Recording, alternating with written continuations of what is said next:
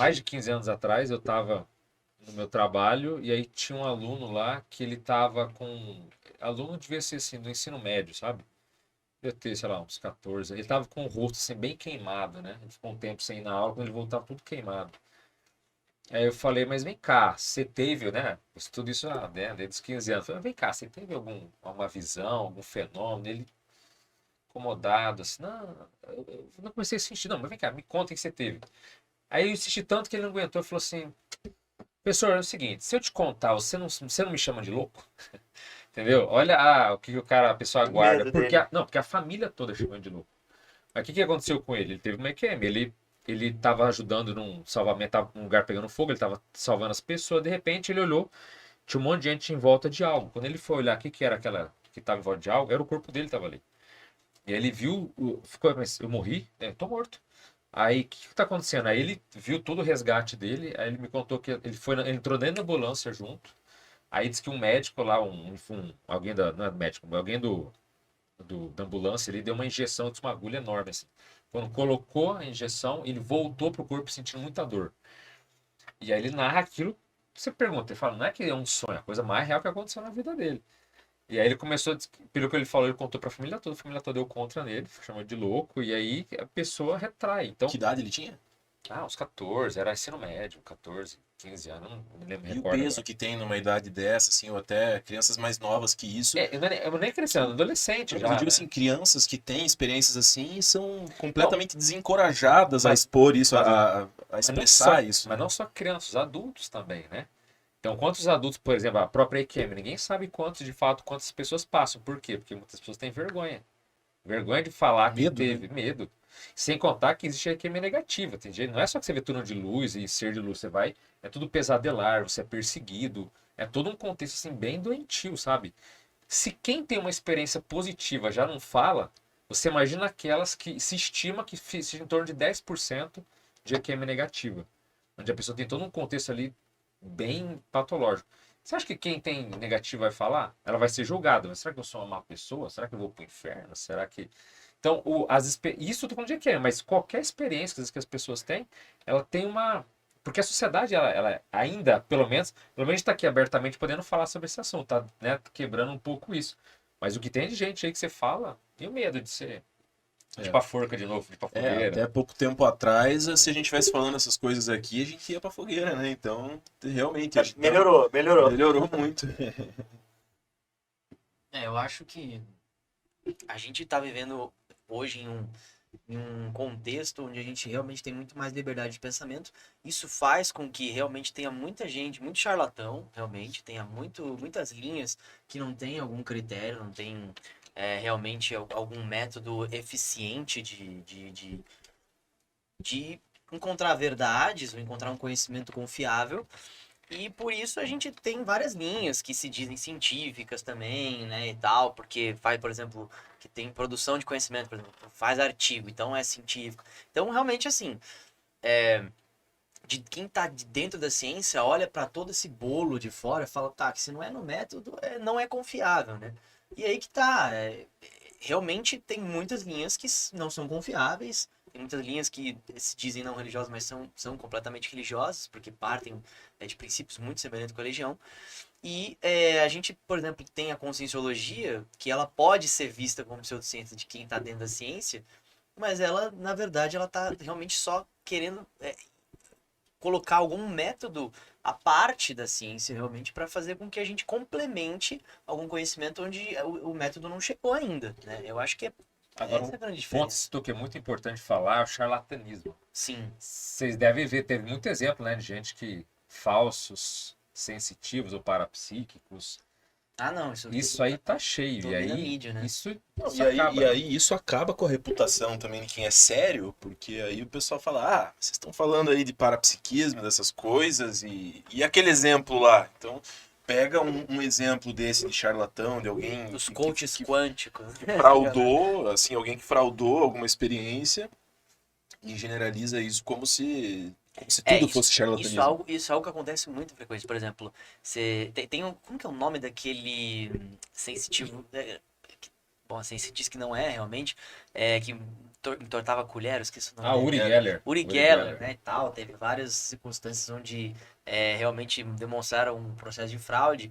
E aí, quando você pega e fraude, expõe uma fraude de algum suposto sensitivo, há uma tendência de querer generalizar, que é justamente algo que, do pensamento científico, é algo que é para se evitar se fazer, que é a generalização pelo caso, né? Então, essa falácia, né, acontece muito para falar, tá vendo? Mais um que foi desmascarado. E não é porque um realmente está sendo desmascarado Sim. que todos os outros Eu exemplos tive também são falsos. discussões assim também com amigos, que é exatamente isso, assim, que como se tudo na verdade fosse uma grande trama, que todo mundo que já trabalhou com mediunidade ou coisa nesse sentido, Já sabe que tá fazendo de então, sacanagem, por exemplo, assim, dinheiro. e sempre assim, então, por exemplo, assim, isso da Consciologia eu entendo o que vocês estão falando, mas com certeza no fundo vai ser desmascarado, sabe? Como se tudo fosse, na verdade demonstra também uma falta de confiança na pessoa E medo. e medo, exato. E medo. E medo. No fato é que na prática mesmo, tem muito cientista que leva a ciência como a própria religião. Isso é fato, né? Que assim, ele acredita realmente no que é informado para ele e tudo que está fora do alcance do conhecimento científico, ele realmente desacredita. Então, é uma postura até meio E se a gente parar dúbia, para né? pensar, até você que está se formando aí em medicina, mas se a gente parar para pensar mesmo essa questão do estudo científico, onde separa o pesquisador e o objeto de pesquisa, até nisso tem influência. Isso aí, se a gente for para pensar, não é isento. Porque aquele pesquisador, o quanto ele está pesquisando, qual amostra ele está É o pegando. ideal, né? Mas é que no fim das contas nunca é possível. Nunca é.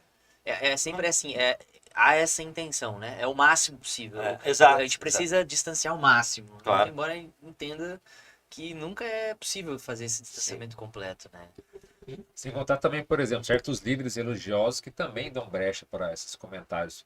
O próprio Sai Baba, a pessoa pergunta muito, mas o Sai Baba, aquele cara que materializava, e a BBC mesmo pegou ele em fraude, quer dizer, tem até um vídeo. Os vídeos lá, ele.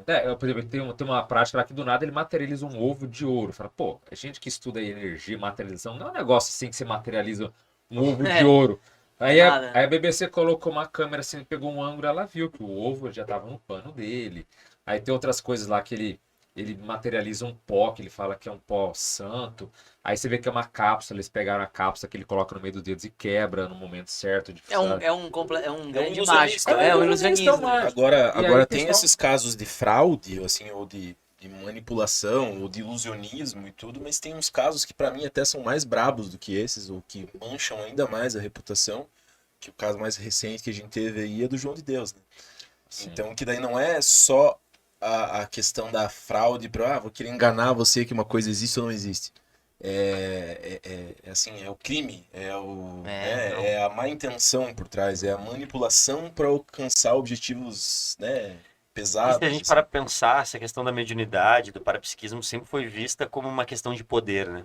Historicamente, sempre foi uma questão de poder. Então, manipula-se as grandes massas através disso. Porque a pessoa é iluminada, a pessoa é o líder, a pessoa Eu tô vendo coisas que você não tá vendo. Exato, né? eu Assim, sou- eu tô percebendo coisas que os Exato.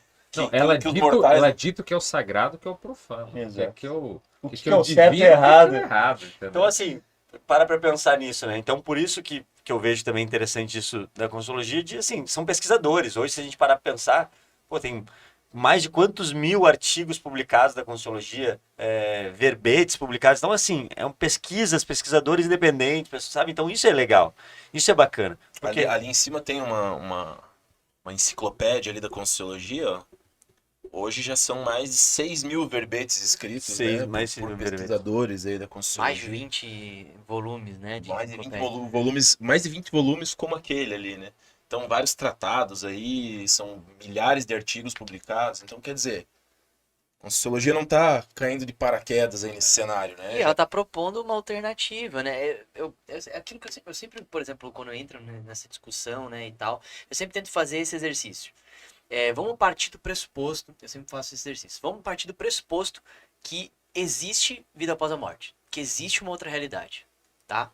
A ciência, a gente tá partindo desse pressuposto. A ciência consegue estudar isso de forma concisa, objetiva, com respostas? Não. Então a gente deve só cruzar o braço e ficar esperando? Não, a gente precisa criar outros métodos paralelos para conseguir Perfeito. entender.